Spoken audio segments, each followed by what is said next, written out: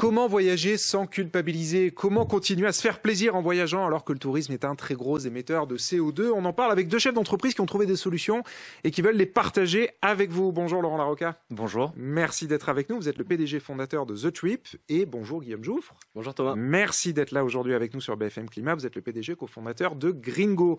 Laurent Larocca, je commence avec vous. Très concrètement, quelle est votre solution pour réduire les émissions carbone des voyages? Alors on a créé un logiciel de réservation qui permet aux voyageurs d'affaires d'être éclairés sur les différentes solutions qu'il peut avoir pour voyager, pour faire son voyage d'affaires. Et on va mettre en avant les moyens bas carbone, c'est-à-dire évidemment le train, les hôtels éco-responsables, les voitures électriques à louer. On va tenter de nudger, de l'influencer aussi dans son comportement. Nudger, pardon, ça veut dire quoi? Ça veut dire influencer le comportement. Ça veut dire littéralement coup de pouce en anglais. Ah, d'accord, ok. Voilà. Et en le sensibilisant et en l'aidant à mieux comparer effectivement des trajets, par exemple, porte à porte, qui peuvent être faits en avion ou en train. Et en mettant cette perspective-là, vous savez que le train, les gares sont en centre-ville, donc sont plus proches souvent de la destination. Et on peut arriver comme ça à mieux comparer les voyages et prendre les bonnes décisions. D'accord, mais donc tout ce que vous expliquez là, vous parlez du train notamment, évidemment, quand on pense voyage, on pense avion, enfin pour les émissions carbone, donc ça reste pour du domestique ou du continental, quoi. Absolument. Mais après, quand on voyage en avion, il y a aussi des moyens d'optimiser. Il y a des compagnies aériennes qui ont des pratiques qui sont meilleures que d'autres. Si on prend un vol direct, si la compagnie va avoir l'utilisation de carburants d'aviation durable, des aéronefs qui sont récents. D'accord, donc ça, vous le proposez aussi? Absolument. D'accord, ok. Exactement. Et alors, après, on va parler de chez vous, idem, ce que vous faites chez Gringo, mais est-ce que les entreprises, elles jouent le jeu? Est-ce qu'elles ont vraiment envie de verdir les voyages de leurs collaborateurs ou pas? Les entreprises sont aussi soumises à une réglementation qui se durcit, avec notamment la CSRD qui est là. On toujours en débat, hein, mais bon. Ça arrive. Voilà. Beaucoup d'entreprises aujourd'hui, à partir d'une certaine taille, ont l'obligation de faire un bilan carbone, donc de montrer qu'elles font des efforts. Et après, je pense qu'au-delà de la réglementation, ce sont aussi les personnes, en fait. Quand on va travailler dans une entreprise qui prend des actions pour lutter contre le réchauffement climatique sur le secteur du transport, qui représente quand même en France 30% des émissions de gaz à effet de serre, donc c'est important. Donc quand on a des convictions personnelles, on a envie d'aller au travail et de retrouver une entreprise aussi qui nous permet d'être dans la continuité de cet engagement. Bon, vous chez Gringo, idem, même question que je posais à Laurent, comment vous faites pour aider les voyageurs à voyager décarbonés? Alors nous, on est la première plateforme de vacances éco-responsables en France. Donc déjà, on réunit de l'offre. On réunit plus de 16 000 hébergements éco-responsables sélectionnés parce qu'ils sont éco-responsables avec toute une démarche qu'on évalue sur 113 critères écologiques, mais surtout parce qu'ils ont quelque chose de sympa qui donne envie. Donc c'est vous, qui dites quels hébergements sont éco-responsables ou pas? Nous, on a toute une grille d'évaluation sur 113 critères en tout, et on a aussi un CO2 score, un éco-score qui vient qualifier la démarche. Mais on réunit une offre de qualité avant tout, parce qu'il faut donner envie. Et l'enjeu, c'est de maximiser le plaisir tout en minimisant l'impact. Et aujourd'hui, on a des séjours qui sont notés 4,8 sur 5 en moyenne, sur plus de 15 000 avis clients. D'accord. Et on a des séjours qui aussi ont 6 fois moins d'impact carbone que la moyenne des séjours des Français. Donc, vous arrivez à mesurer ça? Comme quoi, ça, c'est des enquêtes que l'on fait auprès de nos voyageurs sur comment êtes-vous allé sur place, qu'avez-vous fait à destination, etc. Qui nous permettent d'estimer, par rapport à la moyenne des résidents français en général, quelle est la déviation par rapport au cas classique. Oui. Et alors, là-dessus, idem, est-ce que vous avez l'impression pour l'instant de vous adresser à une niche de touristes, ou est-ce que vous sentez que ça peut devenir la nouvelle norme du marché, ça? Je pense que ça sera progressif. Bien sûr, il faut commencer par le commencement. On va d'abord avoir des gens qui ont une sensibilité écologique, mais pas que. Justement, nous, le vrai vecteur de transformation, c'est de donner envie. Et nous, d'abord, avant de dire que les logements sont éco-responsables, on dit regardez, ces logements sont incroyables, regardez comme ça donne envie, regardez les avis clients. Et la vraie clé, c'est de donner envie, de donner du désir. Parce que c'est ça l'essence du voyage en réalité.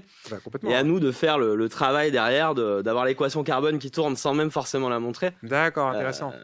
C'est comme ça que vous vendez vos solutions, en fait. C'est le plaisir avant l'écologie. L'écologie, on la met en... Enfin, c'est pas l'argument de vente. Voilà, c'est un argument de réassurance, on va dire. C'est pas l'argument de vente numéro 1. Si je dis à quelqu'un dans la rue... je vais vous vendre des logements éco-responsables, il va me dire oui. Par contre, si il y a quelqu'un dans la rue, je vais vous vendre des vacances incroyables. Et en plus, ça va être beaucoup moins émetteur, beaucoup plus respectueux de la planète. là tout de suite, les gens signent. Alors que vous, pour le coup, parce que donc, enfin, on voit bien que vous adressez pas aux mêmes populations. Vous, c'est le grand public et vous, c'est les entreprises. Vous, c'est vraiment pour le coup le résultat carbone que vous vendez. C'est vrai que nous, on parle d'un voyage utile plus qu'un voyage plaisir. Effectivement, Guillaume traite un sujet de plaisir, de fascination, le voyage, découvrir de nouveaux endroits. Nous, c'est plutôt, on a besoin de se déplacer pour travailler, pour collaborer, pour échanger, pour se former, pour faire des kick-offs. Donc, c'est un peu plus sérieux, on va dire. Mais ça n'empêche que on peut avoir cette envie aussi de redéfinir le modèle, l'imaginaire. Guillaume parlait de désir. On peut créer du désir d'aller dans un endroit qui est superbe et en même temps éco-responsable. Ouais. On allie les deux. Mais c'est de la même manière, on peut réinventer un peu le modèle du businessman ou de la businesswoman aujourd'hui qui voyage, qui a envie aussi, dans son déplacement, de limiter ses impacts. Ouais. Et de s'éloigner un petit peu, vous savez, de ce voyageur d'affaires, ce stéréotype qui accumule des miles sur sa Flying Blue, qui voyage dans une grosse voiture tout seul, faire de l'autosolisme, comme on dit. On peut réinventer aussi cette manière de consommer la mobilité et d'être très fier d'avoir cette conscience écologique lorsqu'on se déplace pour le boulot. Intéressant. Et vous faites du conseil aux entreprises là-dessus, justement, pour qu'ils redéfinissent un peu leur voyage d'affaires? Vous n'en êtes pas là? Alors, on a créé... alors, je fais partie de la CEC, Thomas, comme vous le savez, la Convention des entreprises pour le climat. On a aussi créé un collectif des mobilités durables avec d'autres entreprises de conseil, justement, et on accompagne les entreprises. C'est plutôt les membres de ce collectif qui sont des entreprises de conseil. On accompagne, justement, les entreprises pour qu'elles redéfinissent un peu leur modèle. Qu'on ne soit pas simplement sur un modèle d'achat, acheter toujours moins cher. C'est un peu la même chose aussi dans le tourisme. Hein. Le prix est vraiment un prisme qui est souvent écrasant par rapport aux autres critères de choix. Mais on les accompagne pour qu'elles aient aussi d'autres prismes, la productivité et aussi l'écologie, diminuer son impact pour encore une fois attirer des talents.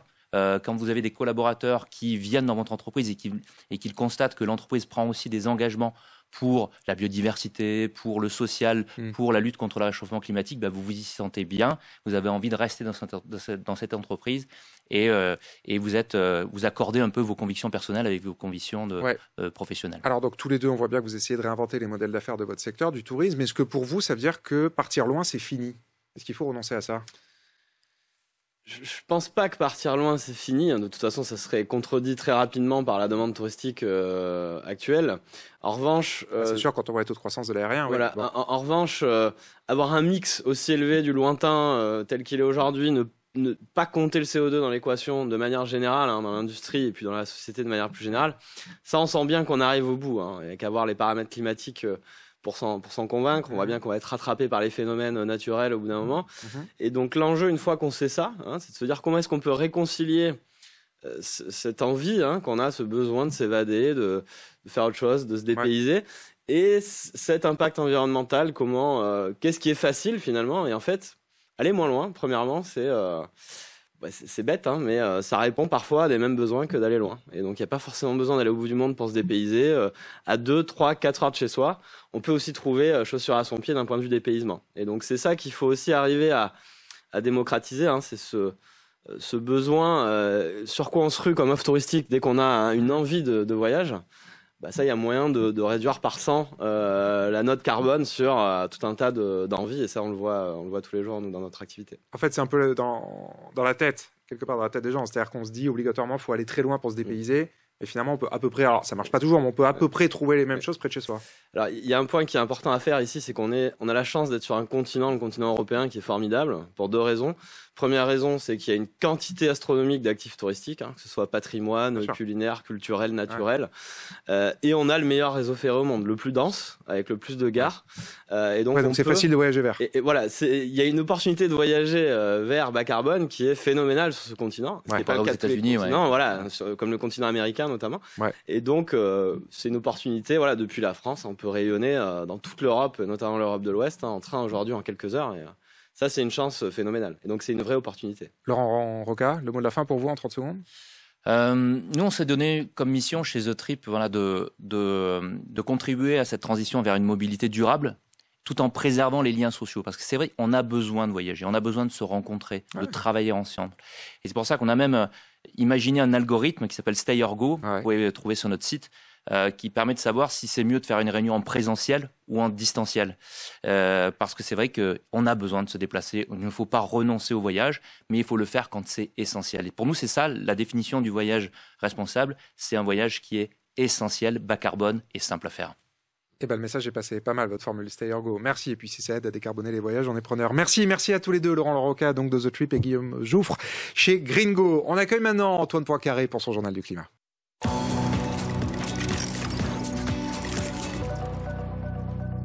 Bonjour Antoine. Bonjour Thomas. Directeur de l'AXA Climate School. Antoine, on commence cette semaine avec des images impressionnantes du campus de Pepperdine, près de Los Angeles, pris dans les flammes